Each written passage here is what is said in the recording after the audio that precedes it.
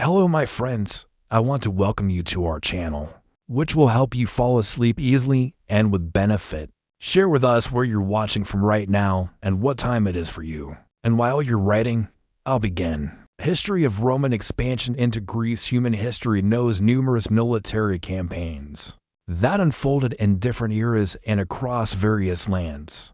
However, few conquests had as significant an impact on the subsequent course of events as the subjugation of Greek territories by the Roman Republic, the consequences of which were felt for many centuries.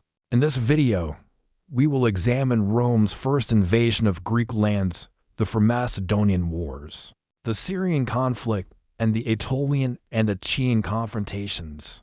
Creating such extensive videos requires considerable effort, so please support us by sharing it on your social media.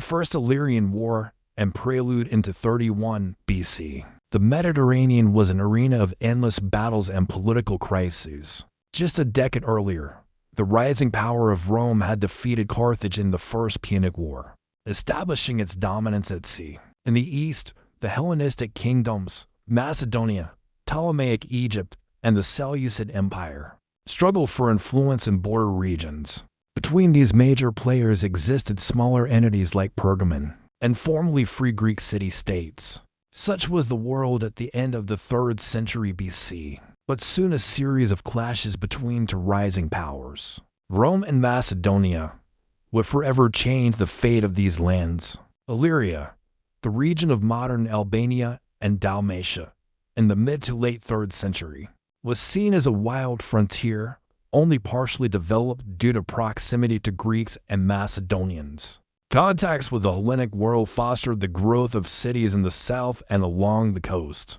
But politically, the territory remained divided into many small tribal unions. The Illyrians had long been considered a warlike and troublesome people in the eyes of their more civilized neighbors.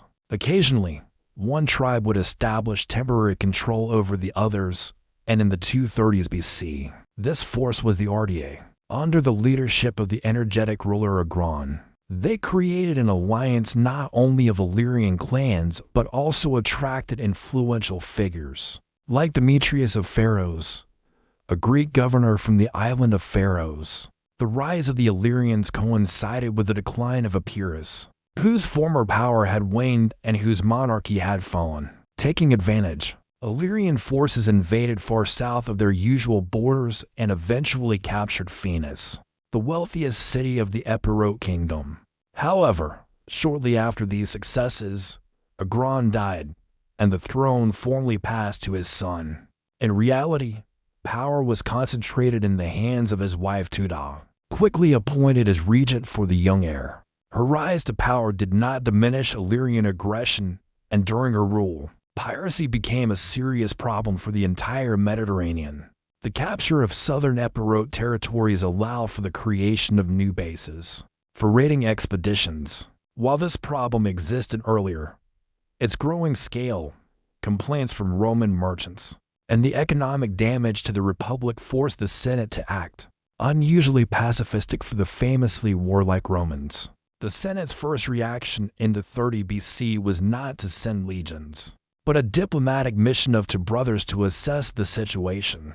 In typical Roman stern fashion, the brothers Cruncani presented Teuta with an ultimatum demanding an end to piracy. The terms were non-negotiable: submit or face war. Teuta rejected the demand, either due to an inability to control allied tribes or an unwillingness to submit.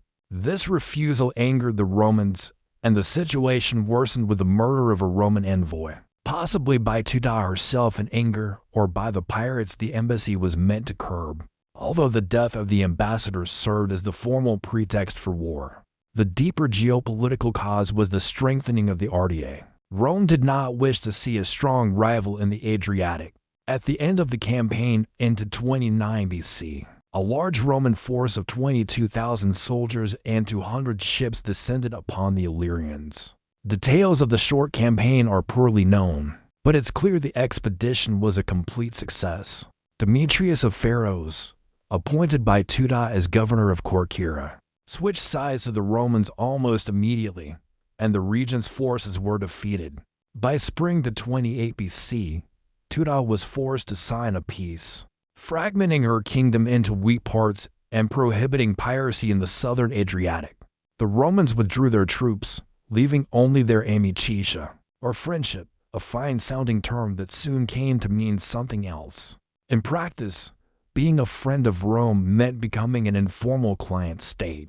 The main beneficiary of the 228 BC peace was the turncoat Demetrius of Pharos, who received a small autonomous domain between the remnants of the Ardean kingdom and Greek cities. However, the ambitious Demetrius was not satisfied with a small kingdom, and soon after the peace was concluded, he married Tritata, the birth mother of the young Ardean king, becoming the formal regent.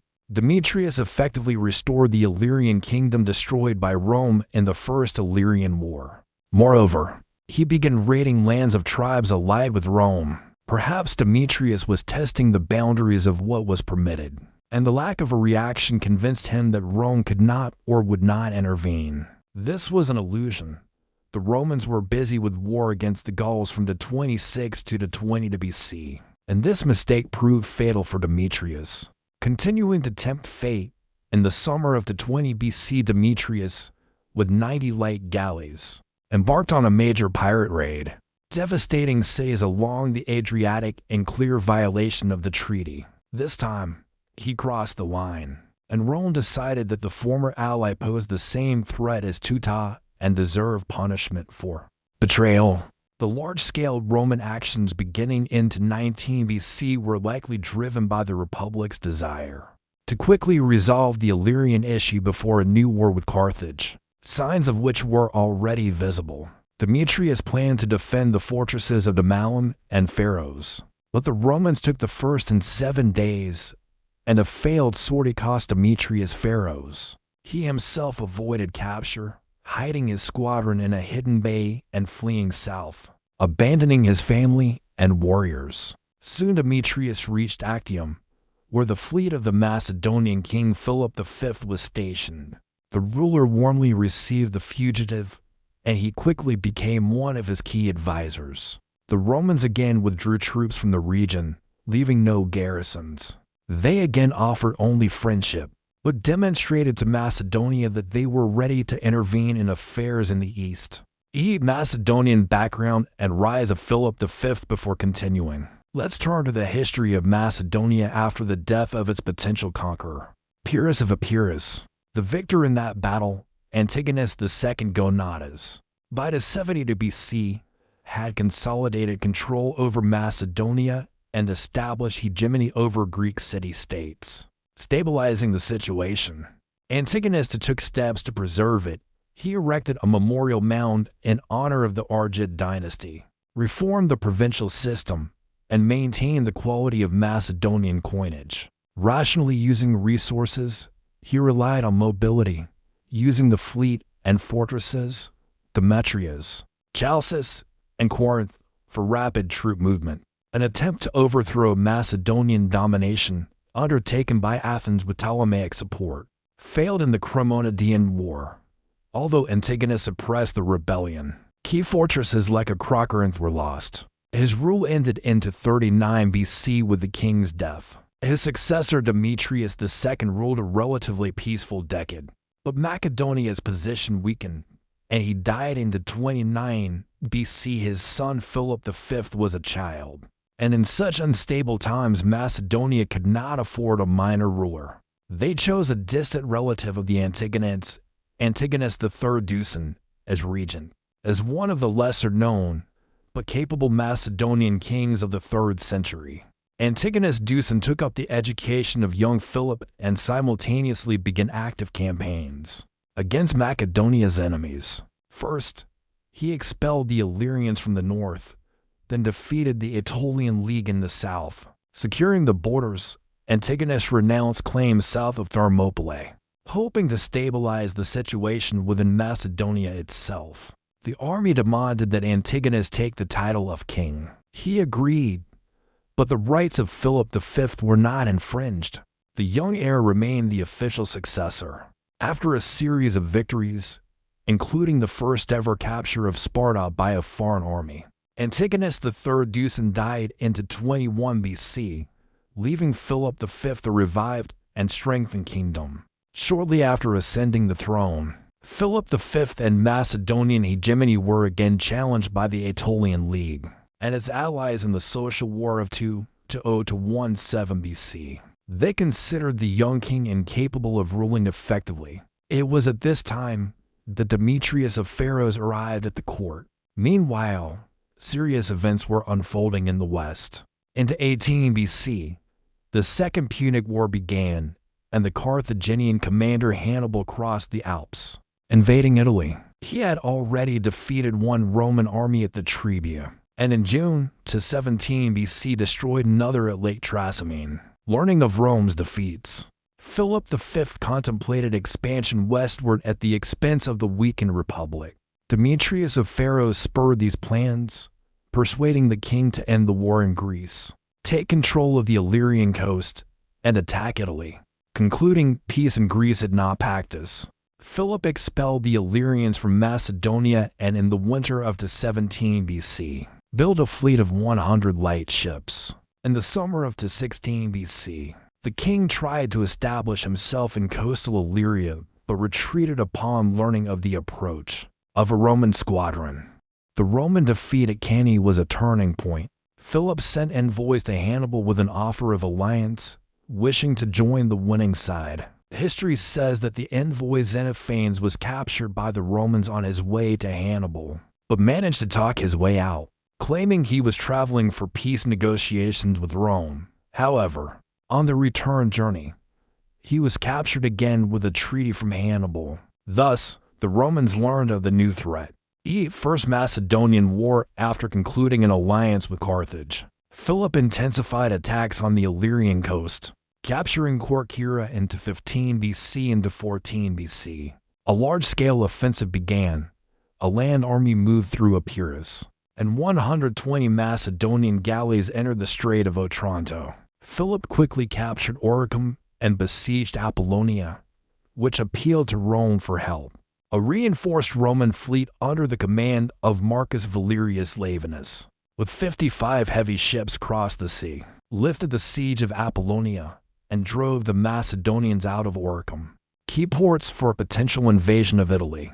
After these successes, Laevinus wintered in Oricum, and Philip burned his ships and retreated overland to Macedonia. Blocked at sea, the king attacked through the Pindus Mountains, achieving successes into 13 to 212 BC. Settlements of the Daceratae, Partheni, and Atentanes fell without serious resistance. Rome had no troops to send to the eastern Adriatic as they were fighting Hannibal.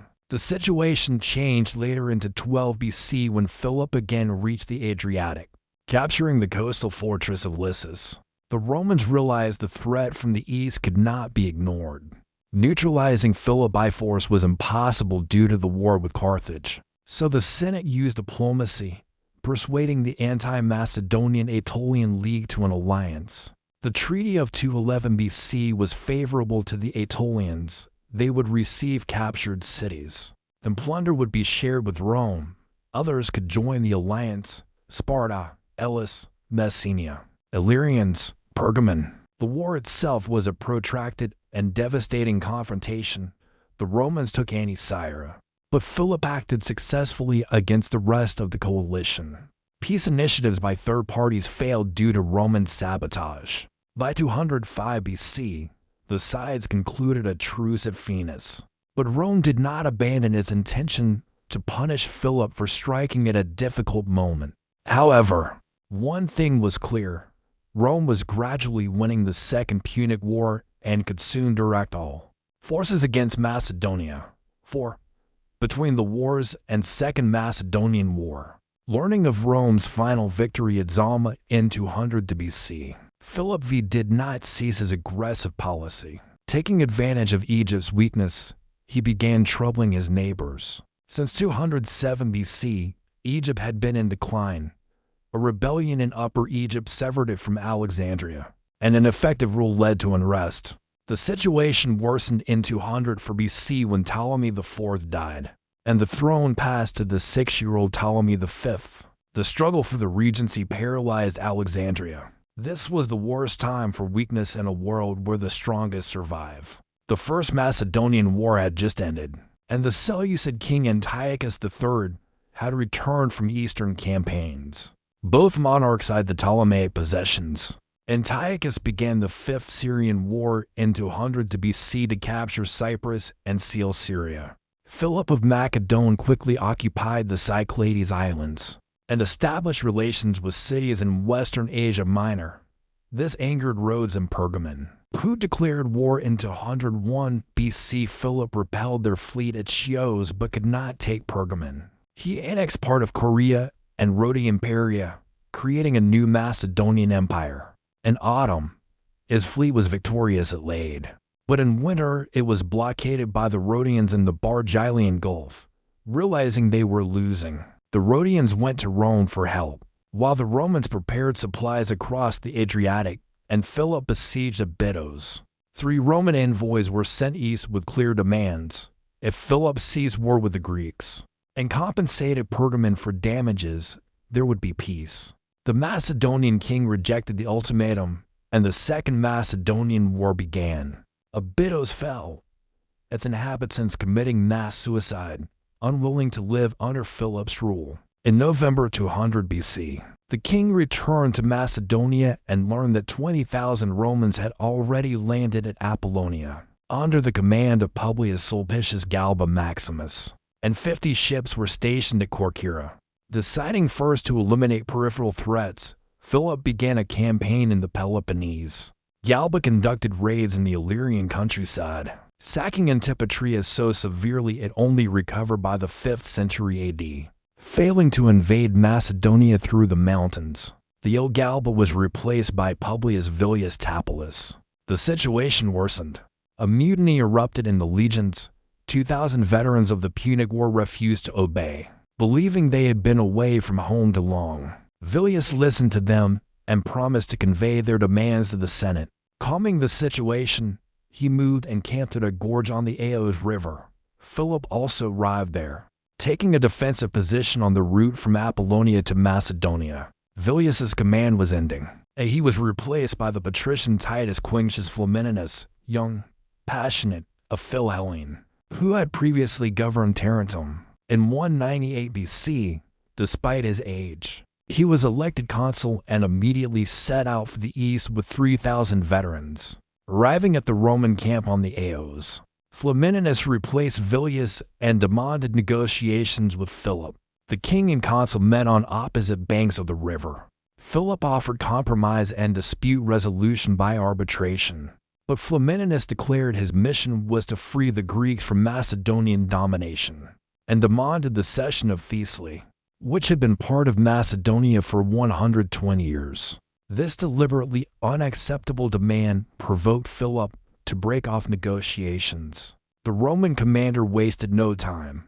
He ordered missile troops and light infantry to engage Philip's forces in a skirmish, distracting them, while 4,300 select legionaries under the guidance of the Epirote noble Carps outflanked the enemy via a mountain path. Once this detachment was in position, Flamininus began the attack, and the Macedonians fled to avoid encirclement.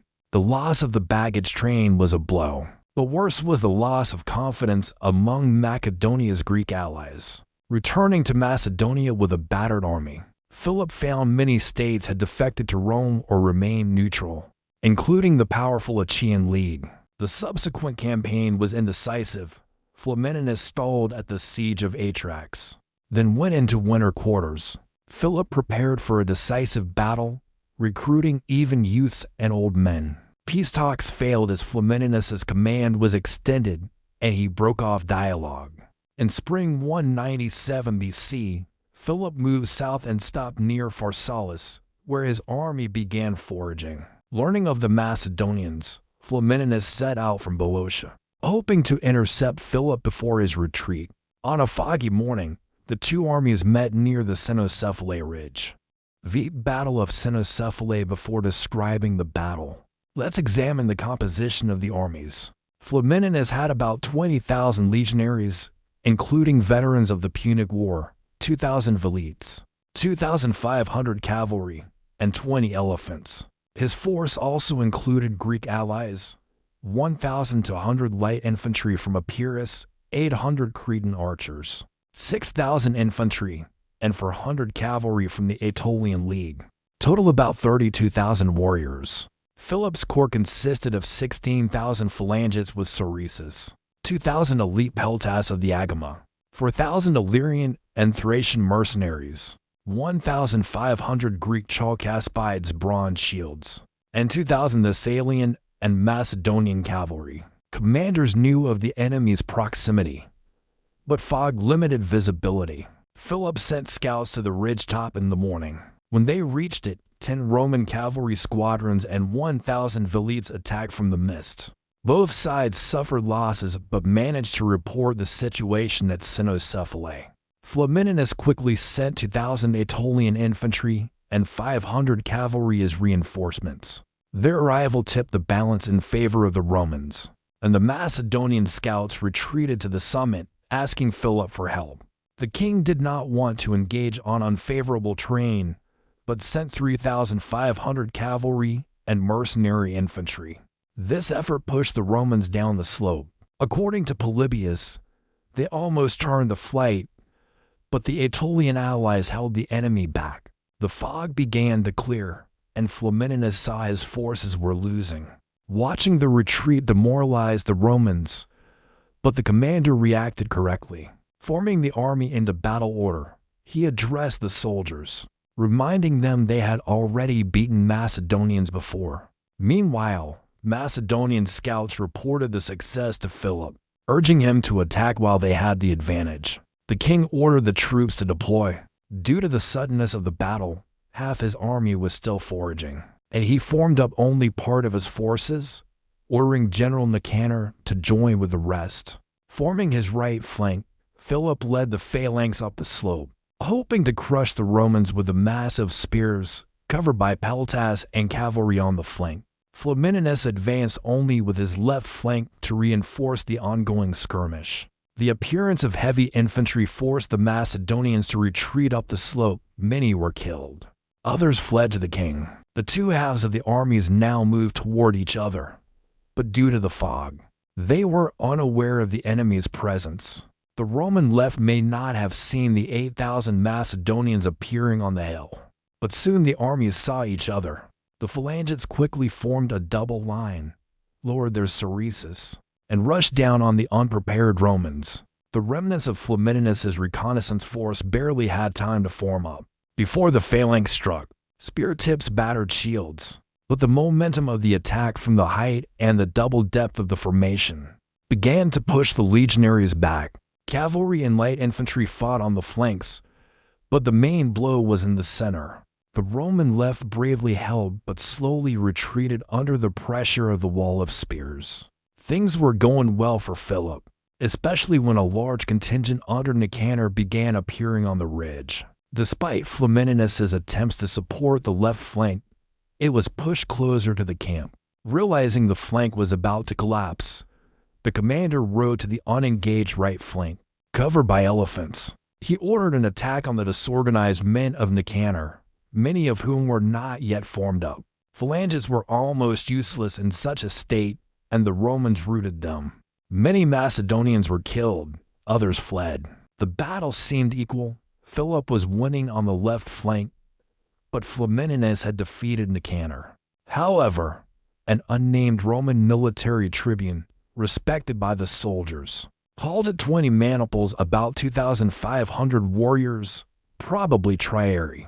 Realizing the dire situation on the left flank, he led his detachment across the ridge and struck Philip's phalanx from the rear. At the same time, the legionaries, who had long endured attacks, renewed their onslaught. This maneuver shattered the phalanx's formation, and many phalanges were killed. Philip tried to encourage his soldiers but saw the hopelessness and left the field. While the Romans destroyed the remnants of the enemy, a brutal massacre occurred. A group of Macedonian phalangists raised their spears in surrender, but enraged legionaries cut them down. The battle was over. The legion had defeated the phalanx. The Romans lost about 700 men, the Macedonians minus 8,000 killed and 5,000 captured. Humiliating peace terms were imposed on Philip in the Tempe Valley. He had to evacuate all of Greece, including Thessaly, renounce conquests in Asia Minor and Thrace, pay an indemnity, destroy his fleet, and send his son Demetrius as a hostage to Rome. Moreover, the proud Philip became a client king, effectively a puppet. This war broke attempts to revive Macedonia but did not stop them completely. Via an aftermath and prelude to Syrian war after the peace conference, Flamininus decided to prove that Rome was the true liberator of Greece. At the Isthmian Games in spring 196 BC, he announced that the Senate left the Greeks free, without garrisons, taxes, and with autonomy after a century of Macedonian domination. The Greeks rejoiced, showering Flamininus with honors. In Rome, the Senate established 5 days of thanksgiving prayers for the victory at Cynoscephalae. Flamininus's authority reached its peak. At the Games, Flamininus also met envoys of Antiochus III, who congratulated him on the victory and assured him of their king's peaceful intentions. In response, they heard harsh demands.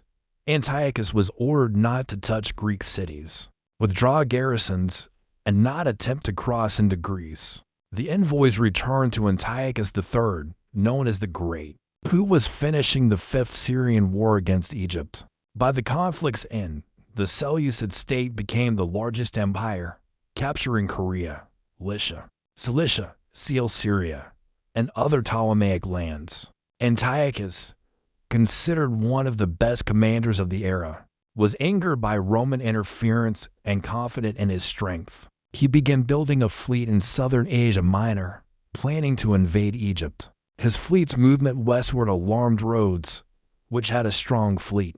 Antiochus promised not to establish a base on Samos in exchange for free passage through Rhodian waters. Avoiding conflict, in 196 BC, Antiochus captured the remaining Ptolemaic possessions in Asia Minor, including Ephesus. Then he decided to take advantage of Macedonia's weakness, taking Abydos and Ilium, giving him a bridgehead to cross the Hellespont. Concerned citizens of Lampsacus asked Rome for protection. Cities in this region were under Thracian control, and Antiochus knew that restoring Greek rule would be approved. He crossed the Hellespont, took the Chersonese, and besieged Madatus. The city's fall forced others to submit, and Antiochus strengthened his influence by restoring Lysimachia, which blocked the Gallipoli Peninsula. This impressed some Greeks, but the Romans were displeased, considering the capture of Gallipoli a violation of the ultimatum. Roman policy was then led by two men, the victor of Cynoscephalae, Flamininus, and the hero of the war with Carthage, Scipio Africanus. The latter wanted to immediately transfer troops to Greece, but Flamininus's peace party prevailed, and the Republic sent an embassy to Lysimachia demanding that Antiochus leave Europe and return Ptolemaic lands in Asia Minor. However, by the time the envoys arrived, Antiochus had already made peace with Egypt, marrying his daughter to the 10-year-old Ptolemy V, and stated he would no longer fight his son-in-law. Negotiations continued when news arrived of Ptolemy's death. Antiochus broke off dialogue and rushed to Ephesus, then to Antioch, confirming Roman suspicions of Seleucid expansionist plans. The king attempted to invade Cyprus, but the expedition failed due to a storm or mutiny. Returning, he planned to attack Egypt but learned Ptolemy was alive. The campaign fell apart. Antiochus signed peace with his son-in-law and returned to Ephesus. During this period, the Seleucid ruler used diplomacy to improve his position. Pergamon, ruled by the Attalid dynasty, was a traditional rival, and Antiochus tried to marry his daughter Antiochus to its king, Eumenes II. He preferred an alliance with Rome and refused. Antiochus was undeterred and concluded a marriage alliance with the king of Cappadocia, Ariarathes. His diplomats also brought rich gifts to the Galatians, seeking to enlist the support of Celtic warriors. An event in 194 BC showed the interconnectedness of the ancient world.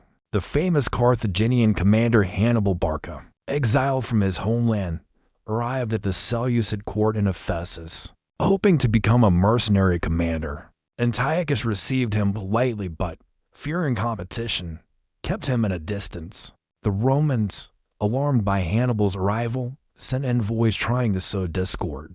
The diplomats paid more attention to Hannibal, putting him in danger. Then the Carthaginian told Antiochus the story of the oath of eternal enmity to the Romans, sworn to his father Hamilcar. This improved his position at court. 7 Syrian-Roman Seleucid War between 193 and 190 BC. Romans and Seleucids continued diplomatic contacts, discussing Seleucid presence in Europe.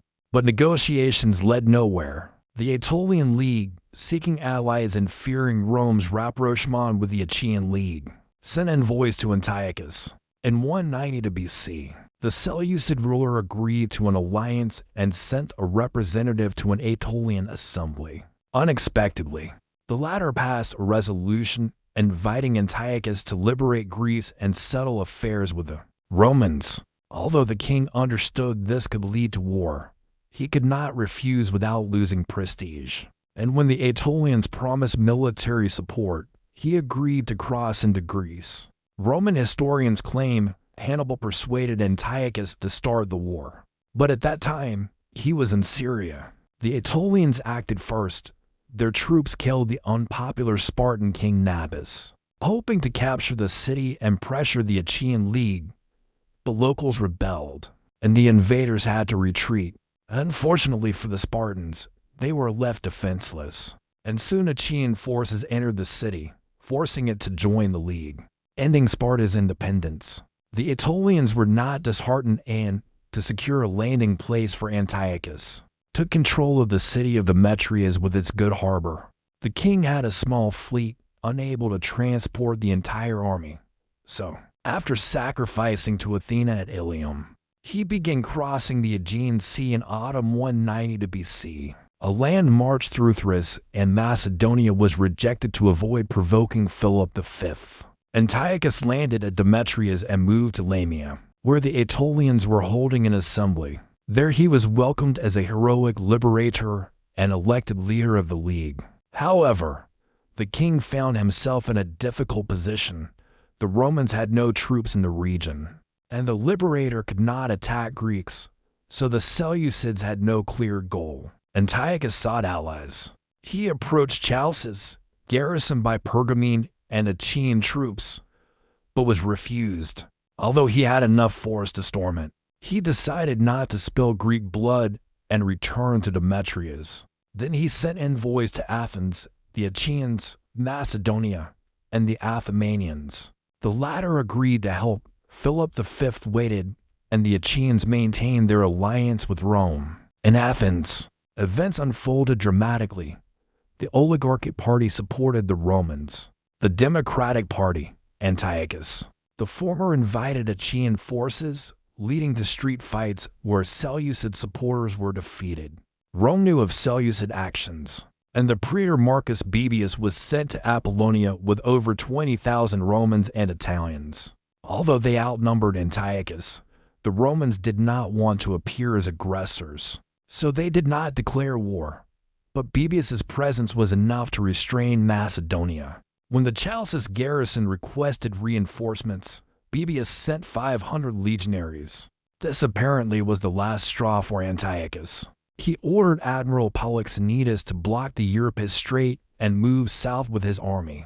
The Roman contingent, reaching the crossing, found it blocked and went to wait for transports at Delos. Soon this detachment was surrounded and destroyed by the Seleucids, starting the war later called the Syrian War or War against Antiochus. Some sources claim the Romans had already declared war by that point, but the news reached Antiochus after the clash, still hoping for support from Achaeans and Pergamenes. Antiochus allowed the Chalcis garrison to leave. Soon all Euboea capitulated. His next targets were cities of the Boeotian League, which quickly surrendered, and the Thessalian League, created by the Romans after the Second Macedonian War. Antiochus tried to negotiate, but noticed allies were mobilizing under this cover. So in early 191 BC he quickly captured the main city of Pherae, slaughtering the defenders. Then he took most cities in the region except Larissa, which he besieged. During the siege, Antiochus sent 2,000 men to the field of Cynoscephalae, where his soldiers symbolically buried the remains of Greeks left after the battle, trying to show their piety compared to the barbaric Romans. Philip V considered this an insult and declared his loyalty to Rome. Bibius immediately entered negotiations with the Macedonian king, obtaining military access rights. A detachment of 2,000 legionaries under Appius Claudius was sent south as reconnaissance. Details are unclear, but the Roman commander arrived in the Tempe Valley and camped with extra campfires, exaggerating his strength. Sources say Antiochus, deceived, lifted the siege, but the reason was likely weather and supply issues. In any case, he began a retreat to Chalcis. Both sides waited for spring.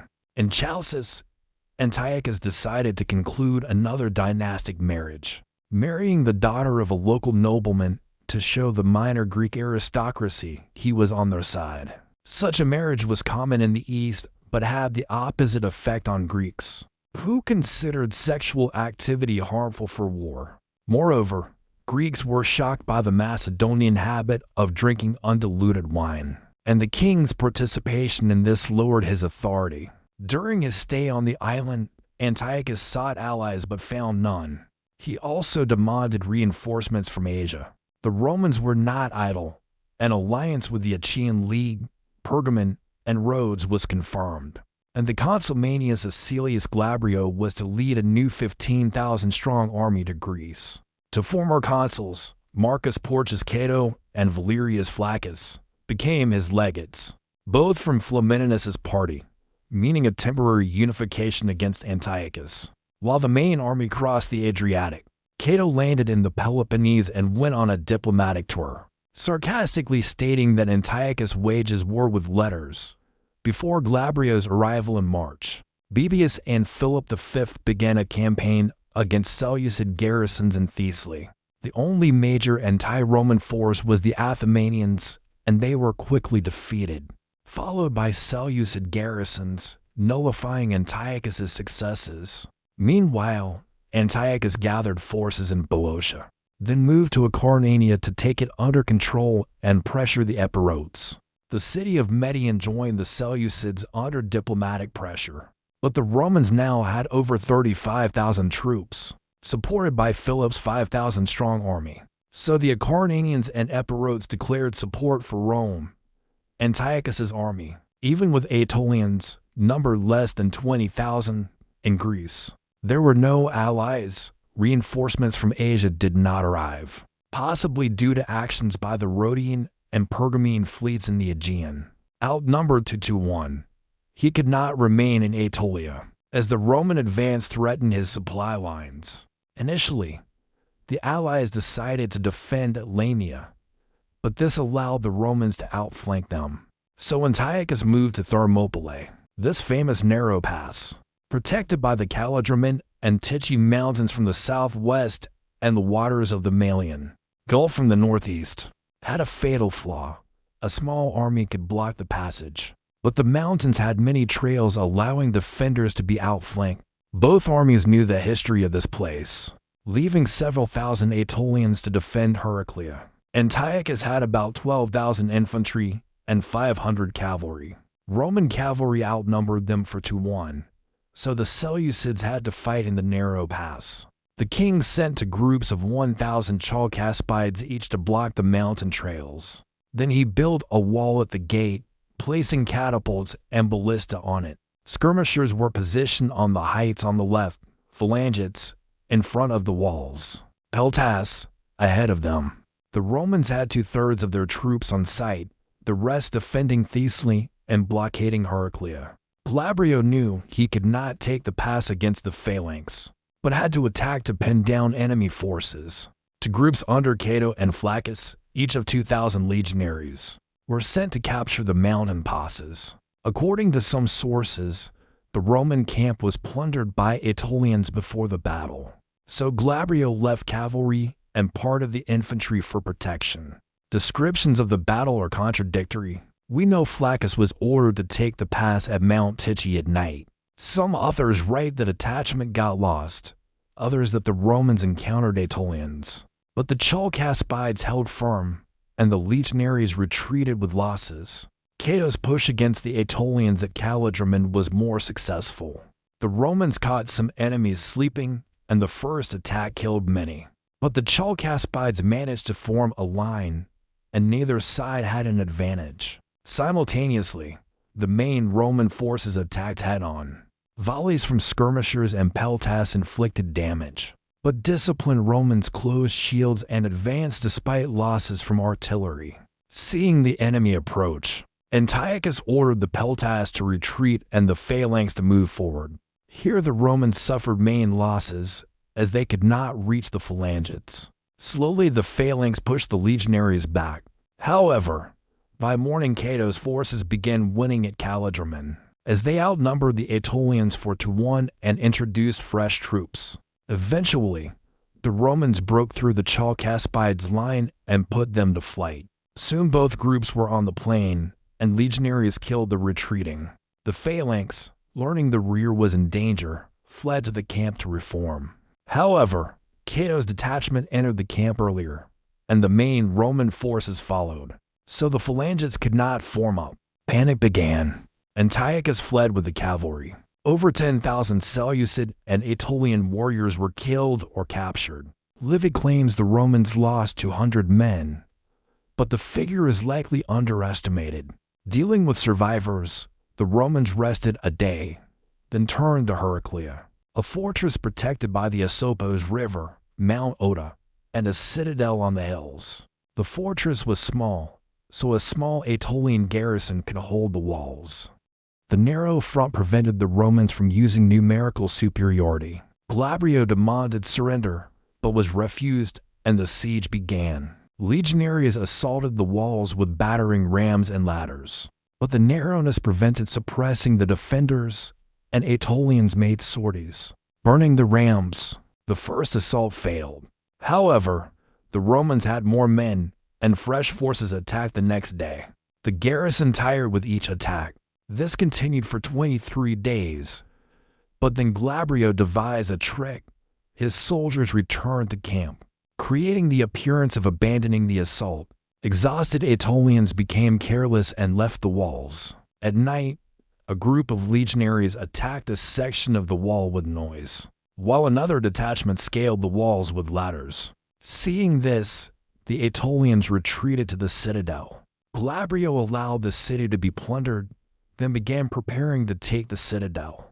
Engineers built siege engines on the hill to bombard the defenders. The Aetolians had almost no food left and could not withstand the catapults, so the commander Democritus capitulated. Possibly the Romans lost more taking Heraclea than at Thermopylae.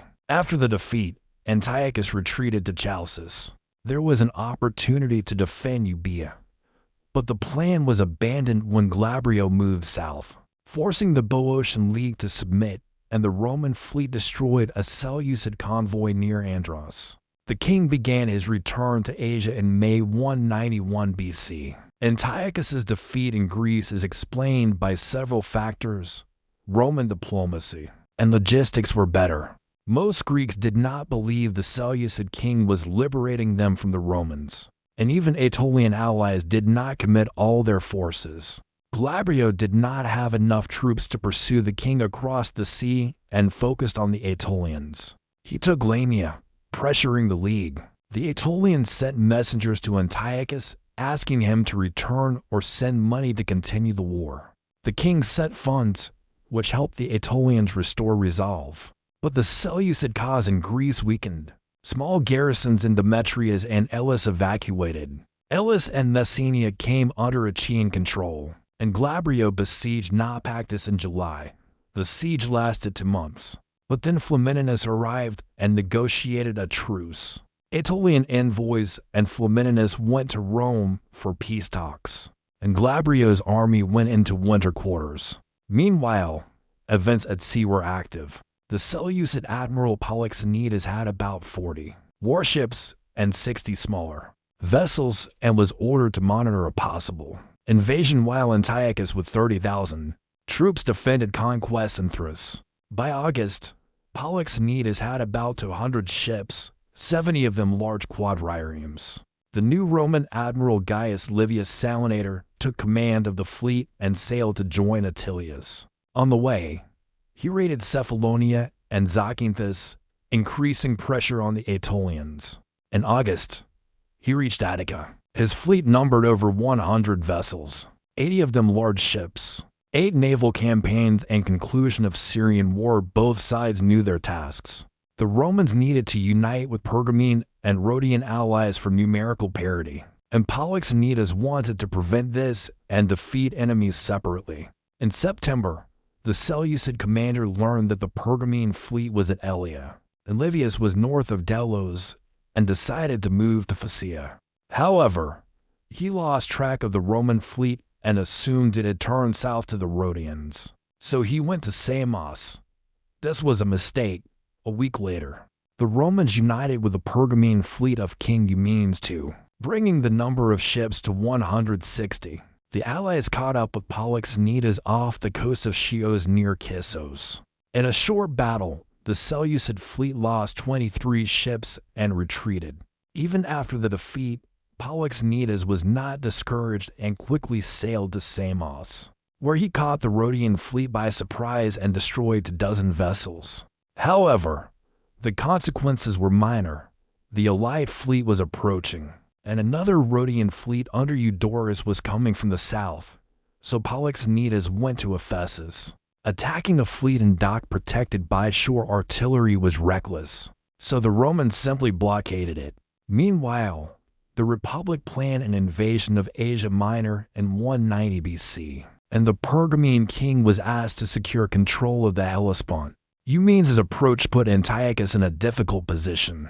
He wanted to keep Gallipoli to pressure Philip V, but with the fleet blockaded and unable to oppose the Pergamenes, there was a risk the king could not return to Asia Minor, especially since Bithynia and Byzantium, though not having entered the war, were pro-Roman and could hinder crossing the Bosporus. The king returned to Asia Minor and moved to Ephesus to protect the city. In case of Polixenetus' defeat, Antiochus sent his heir Seleucus to attack Pergamon and a group of Galatians against Elea. Another Roman praetor, Lucius Aemilius Regulus, took command of the fleet and was forced to send part of his ships to defend Elea, vital for the Attalids, and Eumenes hurried to the capital. Both Seleucid forces achieved successes in raids but could not take the cities. The campaign ended when a small Achaean contingent landed near Elea and defeated the besieging Galatians. Seleucus returned to his father, but this short campaign relieved pressure on Polixenetus, and when Antiochus sent envoys to Aemilius for peace talks, the Romans considered the proposal but refused under Eumenes' influence. The Seleucid leader needed a fleet to break through, so a message was sent to Hannibal in Seleucia Pieria to move to break the blockade. It is unknown why the king appointed the brilliant general, who had never commanded a fleet, but the Carthaginian used his knowledge of Phoenician and organizational skills, creating a strong fleet of 50 vessels in less than 2 years. His movement westward was noticed by the allies, and part of the Rhodian fleet was sent to intercept him before he approached the island. The two fleets met southeast of modern Antalya at the Eurymedon. Details are unknown, but Hannibal's fleet was defeated and he retreated to Syria. Ironically, this naval battle was the last for the great Carthaginian general. Half the allied fleet was on various assignments, and forces at Ephesus were now equal. It's unclear whether Aemilius lifted the blockade due to lack of resources, or to lure out Polixenetus, but when the Romans left to plunder Chios, the Seleucid commander put to sea, hoping to catch the enemy by surprise. However, in the Battle of Myonessus, the heavier Roman ships and boarding tactics won again. Polixenetus lost a third of his fleet and returned to Ephesus. After this battle, the Seleucids were outnumbered at sea 4-1, and the Romans could cross to Asia Minor unopposed. Antiochus realized this and began concentrating forces around Ephesus. After Thermopylae, Rome's political parties returned to discord.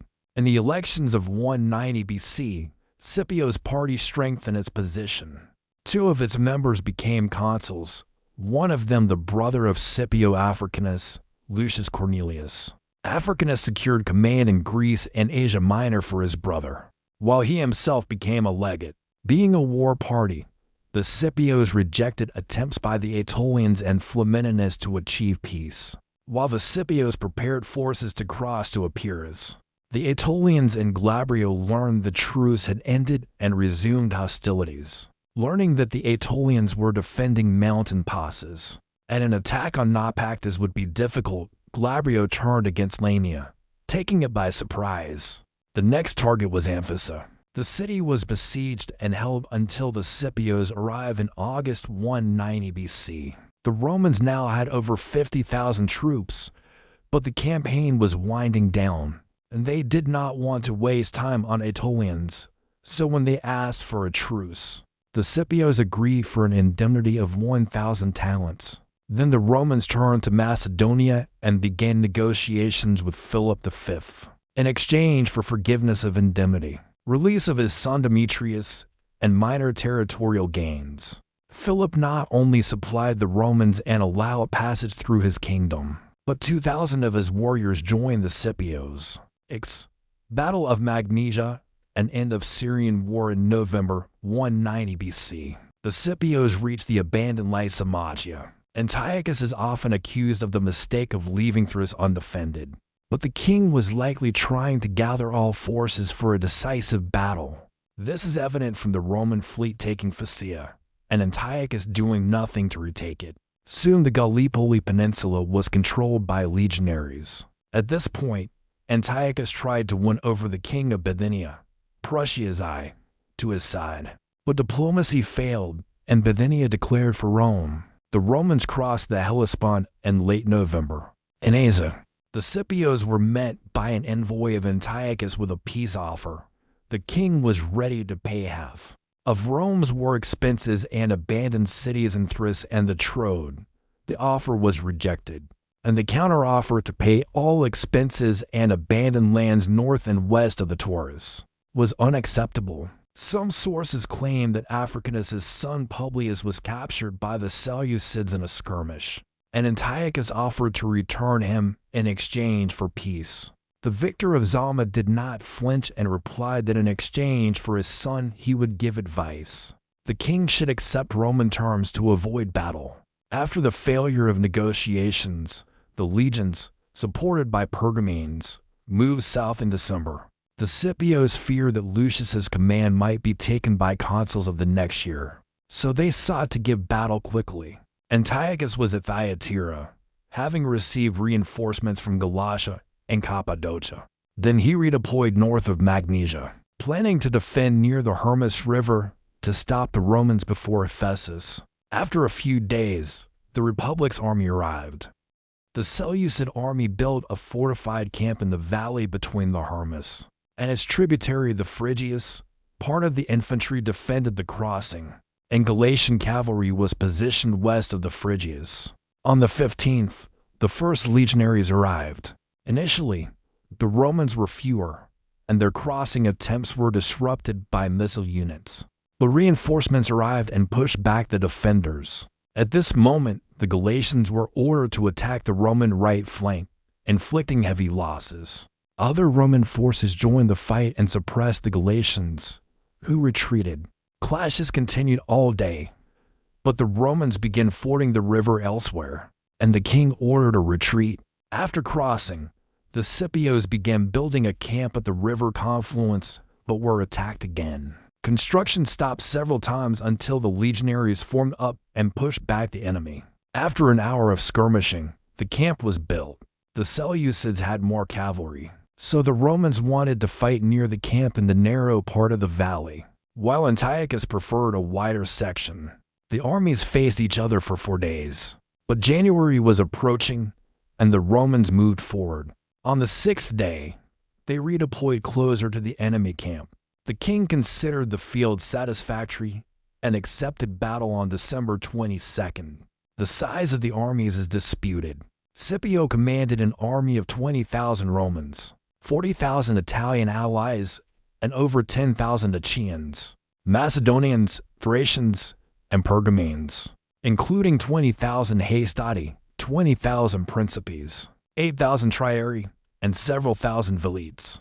They were supported by 4,000 cavalry, mostly Roman and Italian equites, and 1,000 Pergamene heavy cavalry, 3,000 Pergamene and Achaean peltas, 2,000 Macedonian phalangites, and others. The Romans had 16 elephants, but Scipio did not use them against the larger Seleucid Indian elephants. They were opposed by 34,000 heavy infantry, including 16,000 phalangites, 10,000 Argyraspide silver shields, 3,000 Galatian and 2,000 Cappadocian swordsmen, and 23,000 light and missile infantry, peltas, Cretan archers, Illyrian skirmishers. Antiochus had more cavalry, 8,000 heavy cavalry Armenian and Iranian cataphracts, Median Agama, Macedonian heteroi, and 4,000 light horsemen from Galatia, Dacia, Dahi, Arabia, and Greek Asia Minor. The king also had 54 elephants and Scyth chariots. The Roman center and left flank consisted of legionaries in 3 lines.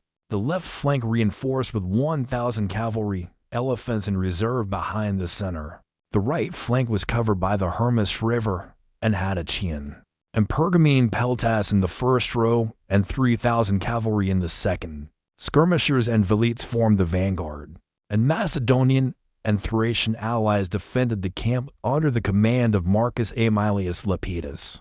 Consul Lucius Scipio commanded the center, King Eumenes the right flank, and former consul Gnaeus Domitius Ahenobarbus the left. Scipio Africanus had been ill for several weeks, so his brother Lucius was probably the commander-in-chief. On the other side, the Seleucid center under Zeuxis was built around phalangites and Galatian infantry, divided into detachments of 1,500 with 2 elephants between each, totaling 20 elephants. Antiochus himself commanded the right flank with 4,000 heavy cavalry in the first line, 16 elephants and light Dahan cavalry behind, and the Argyraspides behind them. Arcelicus led the left flank, protected by 4,000 heavy horsemen.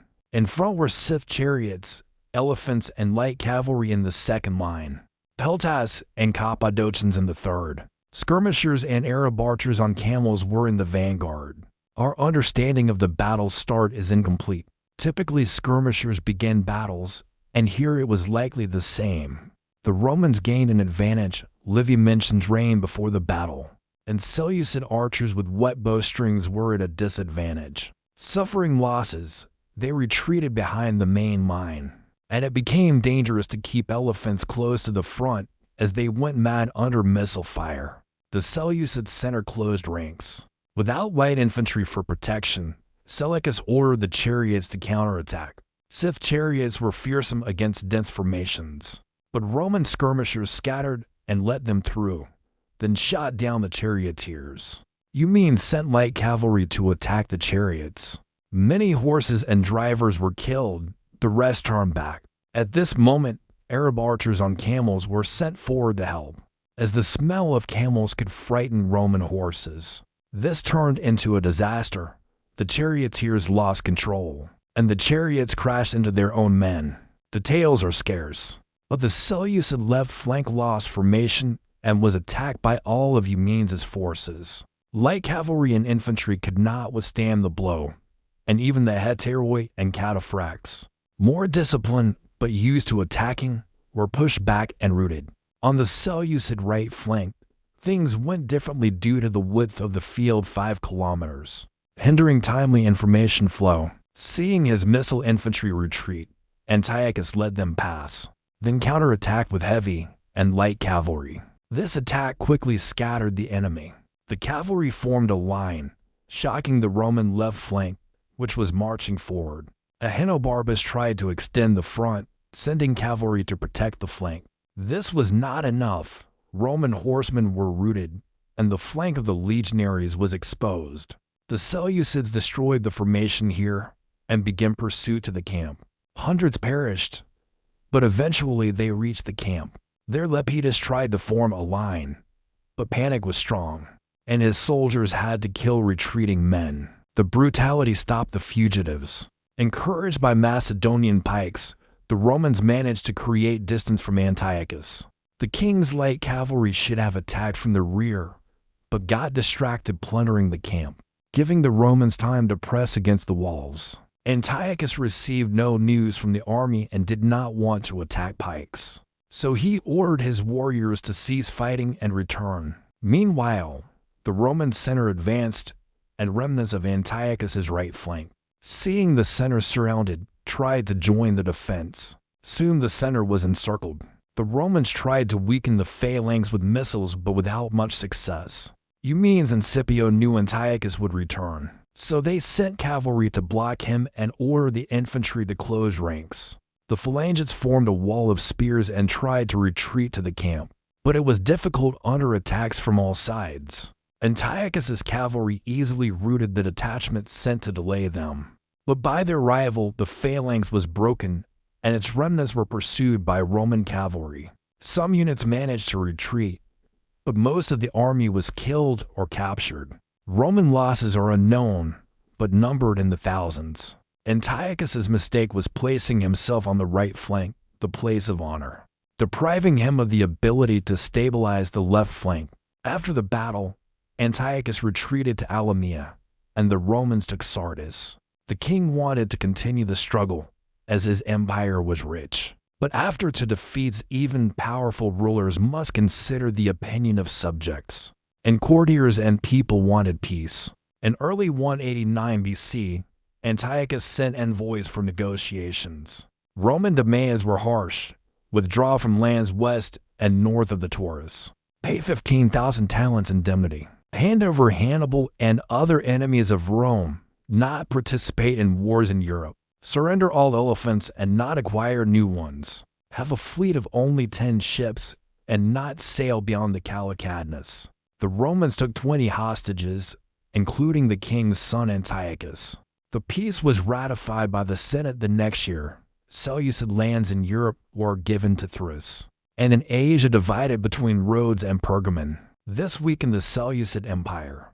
Antiochus was killed by a mob in Babylon in 187 BC, and Armenia, Atropatene, and Parthia rebelled and became independent. The Seleucid dynasty ruled for another 120 years, but its holdings shrank. Aftermath: Galatian and Aetolian Wars in 189 BC. Rome sent new consuls to Greece and Asia Minor to finish the wars.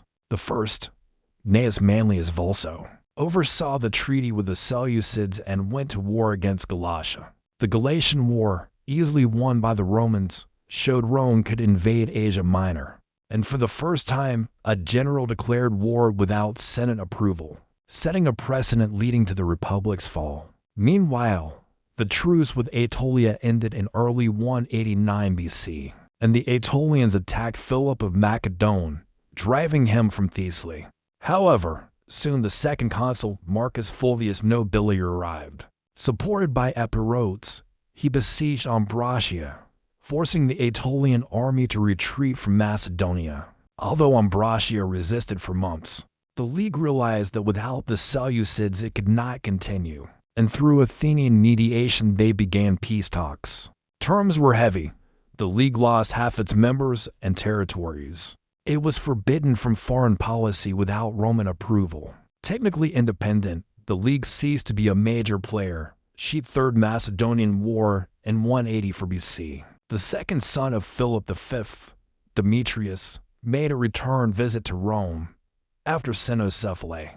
Demetrius had been a hostage and left to convince Philomenon. This strengthened when the Senate showed him support, and he returned to Macedonia in 184 BC with a different attitude than his father. Macedonian court politics were bitter. While the Seleucid conflict was ongoing, the court at Pella split into two factions. One, around Demetrius, advocated peace with Rome. The other, around Philip V and the eldest son Perseus, for resistance. Both sides waged covert propaganda war. Perseus's mother was slandered as low-born, implying Perseus was less legitimate than Demetrius. Demetrius, understanding Perseus's influence on their father, began to fear for his life. He made the mistake of confiding his fears to a courtier, Didymus, saying he planned to flee to Rome.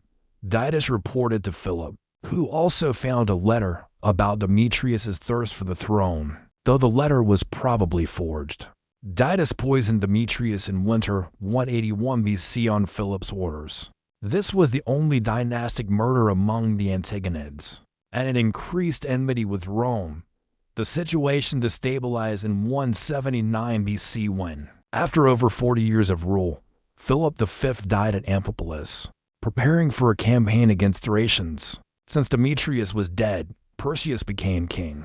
He confirmed old alliances and built new ones, eliminated rivals, and sent envoys to the Senate for recognition. Reluctantly, recognition was given. Perseus concluded diplomatic agreements with Greek city-states, not hiding interest in Greece, which irritated the Romans. In the east, he married his sister to Perseus to Bithynia, and himself married the daughter of Seleucid king Seleucus IV. Thus, besides connections with Greeks, he acquired allies in Asia Minor, angering Pergamon. King Eumenes of Pergamon reported Perseus's actions to the Romans. His warnings fell on fertile ground, as Rome wanted to maintain hegemony over Greece. In 175 to 174 BC, Roman warnings to Perseus had no effect. Moreover, he paraded his army through Delphi, the sacred center of the Greek world, showing he was the protector of Greeks. Embassies from Pergamon begged the Senate for help, and in early 172 BC Eumenes himself came to Rome.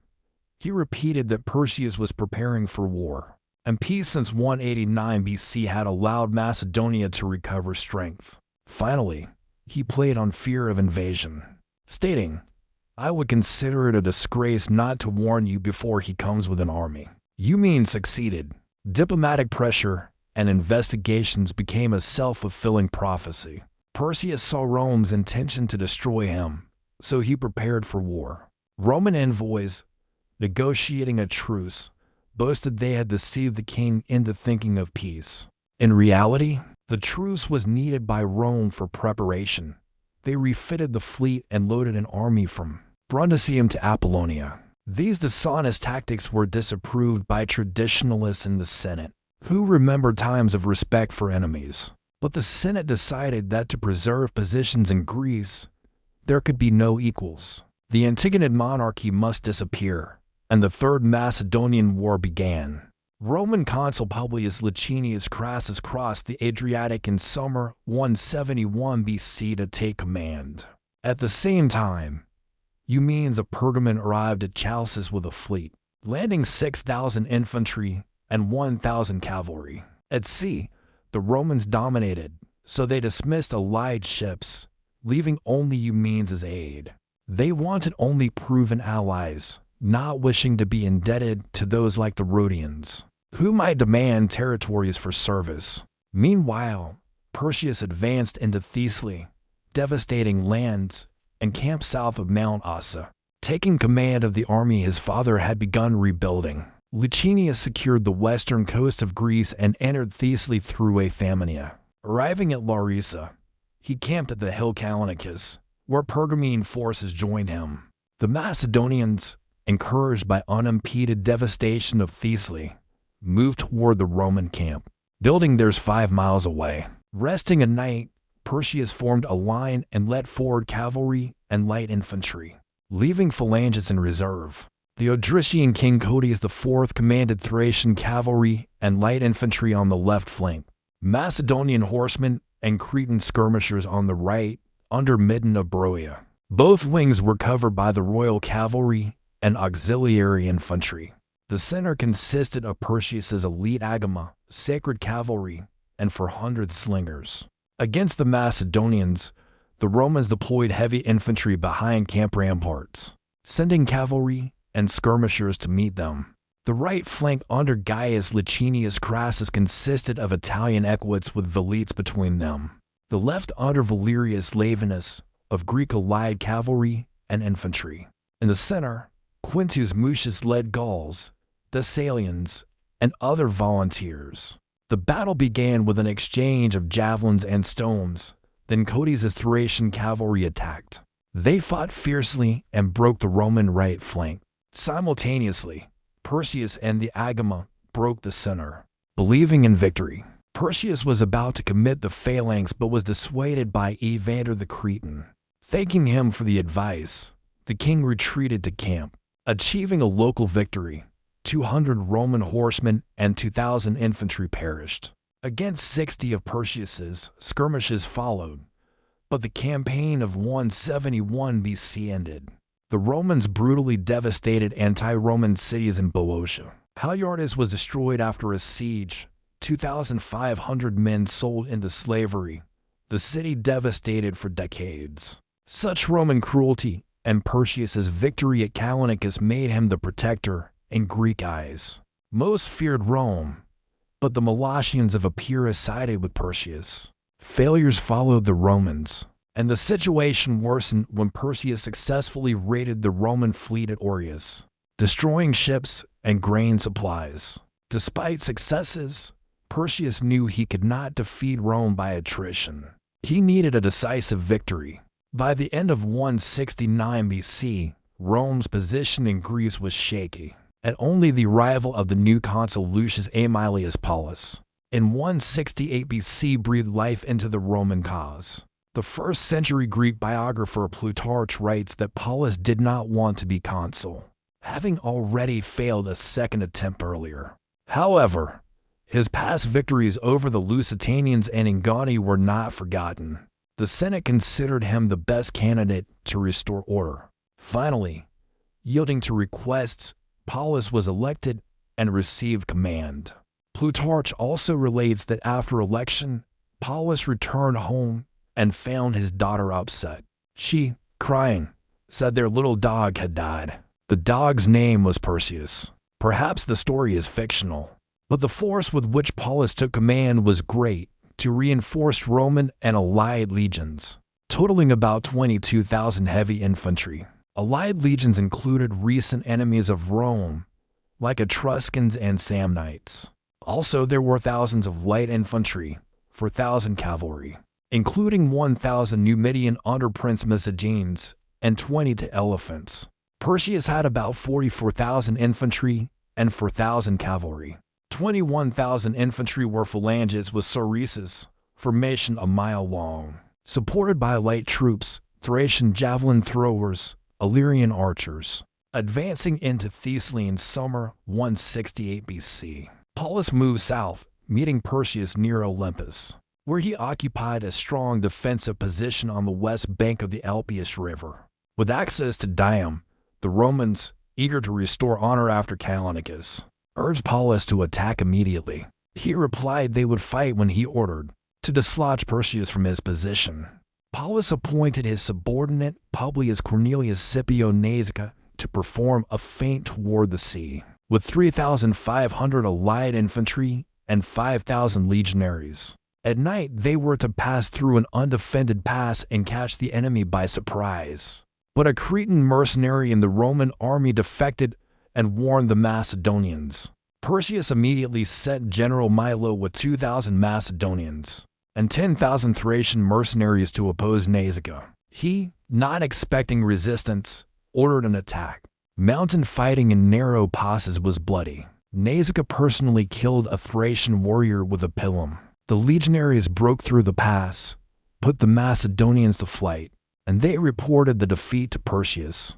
The king, understanding the vulnerability of his position, broke camp and withdrew from the mountain. While Paulus passed through the pass and reached the foothills of Olacros, Perseus formed his army behind the river on the plain near Pindus. The field was ideal for the phalanx.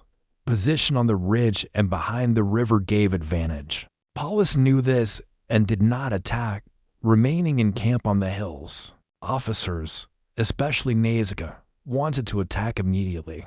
Paulus smiled and advised not to rush, explaining the recklessness of attacking on such terrain.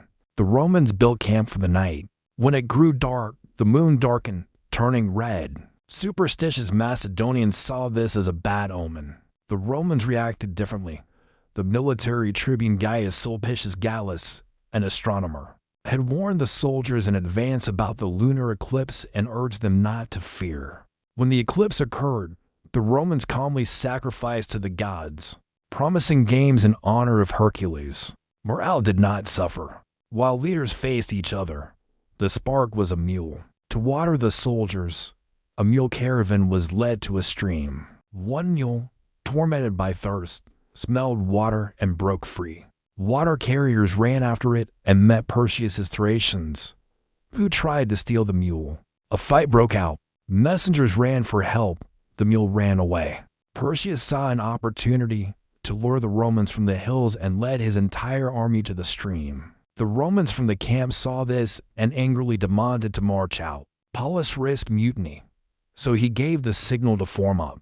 Giving the legions a little time, he ordered an advance to save the men at the stream. At this moment, the phalanges were ordered to lower their pikes.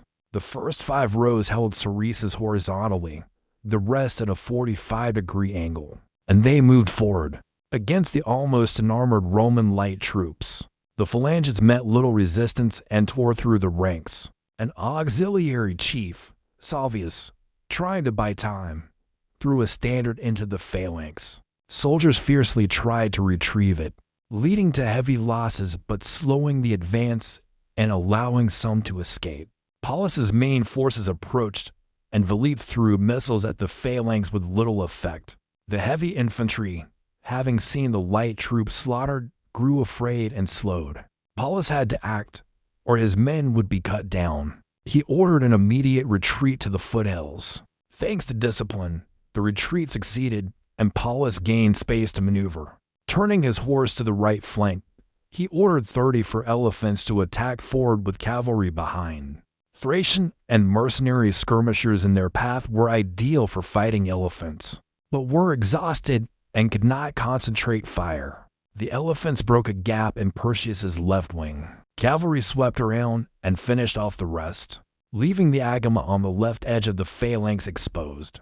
The victorious Roman right flank pursued the skirmishers, then began reforming behind Perseus's line. Meanwhile, the phalanx pursued the retreating legionaries into the foothills.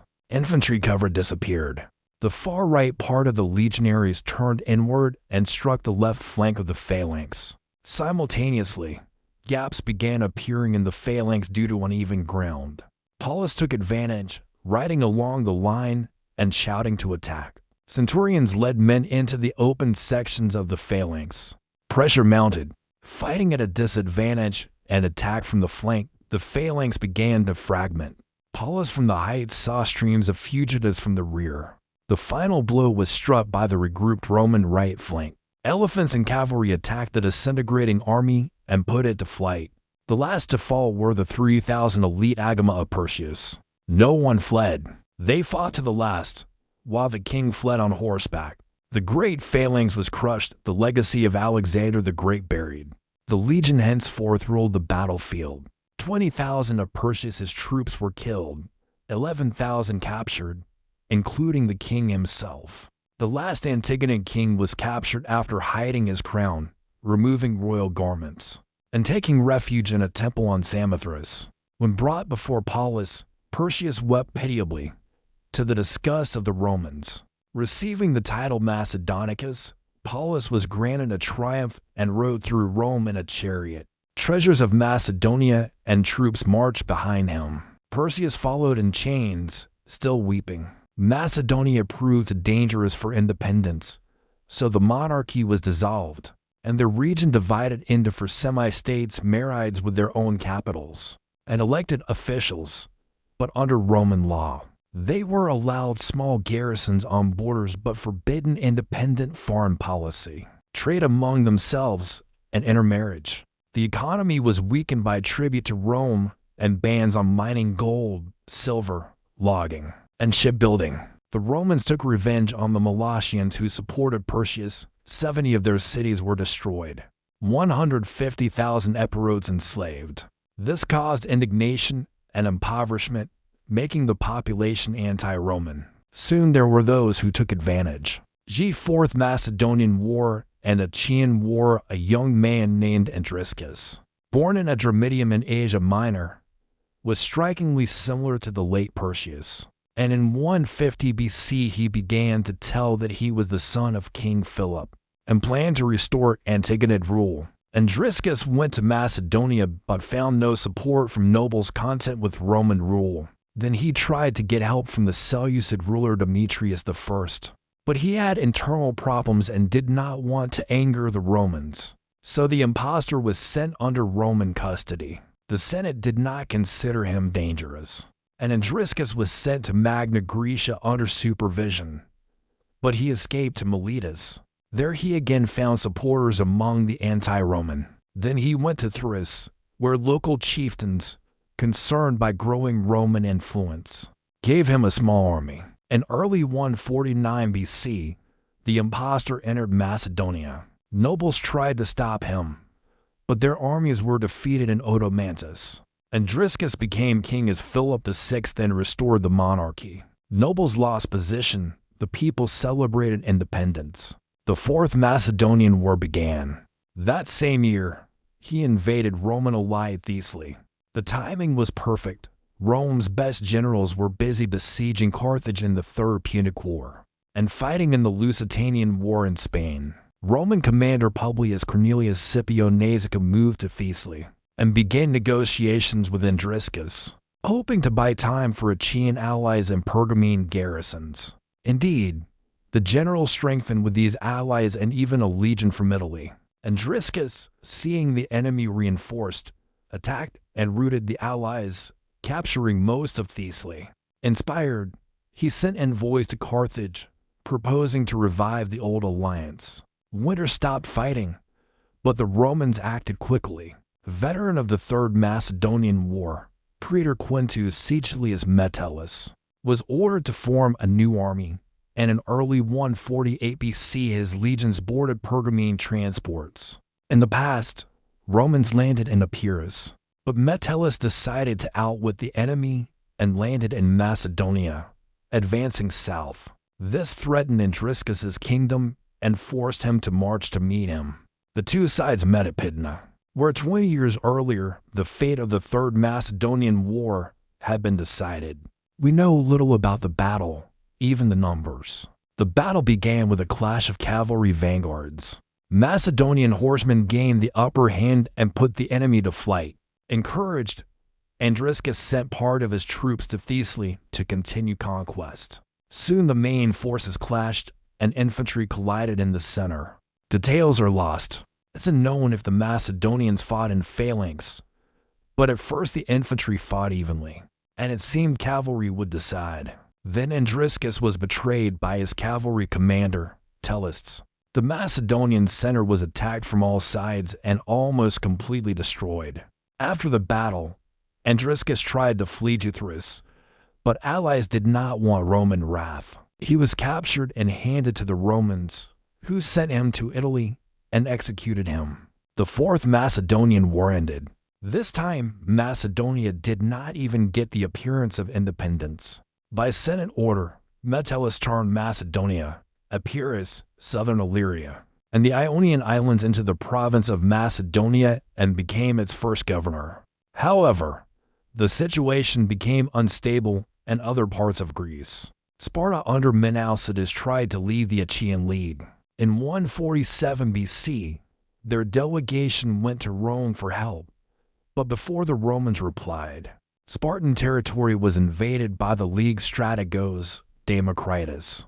Alcides was defeated, but the Achaeans failed to take the city. For this, Democritus was removed and replaced by the more radical Dias. Then a Roman embassy arrived at the Achaean assembly. Unexpectedly, the embassy supported Sparta's independence and demanded Argos, Corinth, and Orchomenus, possibly to provoke conflict. The Achaeans refused and sent their own embassy to Rome demanding reversal. The Senate refused. It was clear the Achaean League and other Greeks were angered by Rome's seizure of Macedonia and Epirus. So, uniting with Boeotians and Euboeans, in 146 BC they declared war on Rome, starting the Achaean War.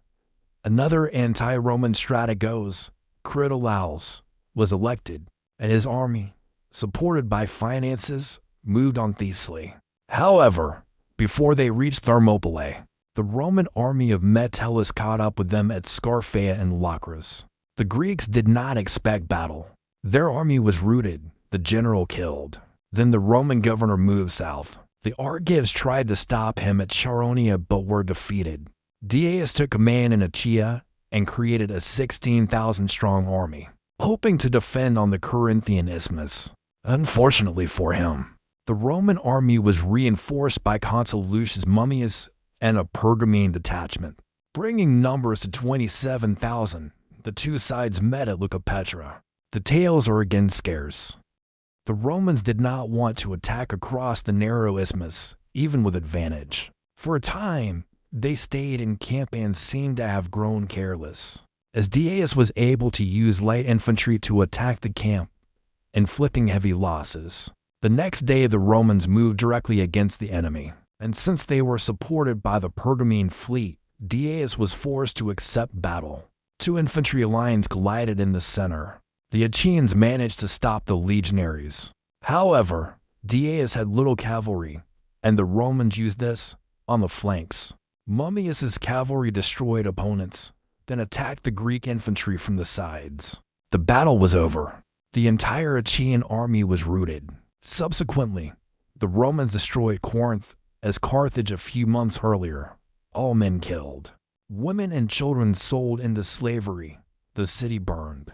This left Rome without trade rivals in the Mediterranean, and since no military power could oppose the Republic, the Achaean League, Aetolian League, and others were dissolved. The whole region added to the province of Macedonia. Greece would remain under Roman control for centuries, despite two revolts in Macedonia and an attempt by Greek cities to support Pontus. In the First Mithridatic War, conclusion, the Roman conquest of Greece was a vivid example of the principle divide and rule. The Republic allied with one faction against another and kept all cities, states, and leagues divided until it was time to conquer everything. Nevertheless, Greek culture flourished and over the next 2,000 years became an important part of the Pax Romana. Christianity, the Muslim Golden Age, the Renaissance, and the Enlightenment. We will talk more about Greek and Roman history in future videos. Please like, comment, and share. It helps a lot. Our videos would be impossible without our generous patrons and channel members on YouTube, whom you can join via links in the description to know the schedule. Get early access to videos, access to Discord, and more. This is the channel, and we'll see you in the next video.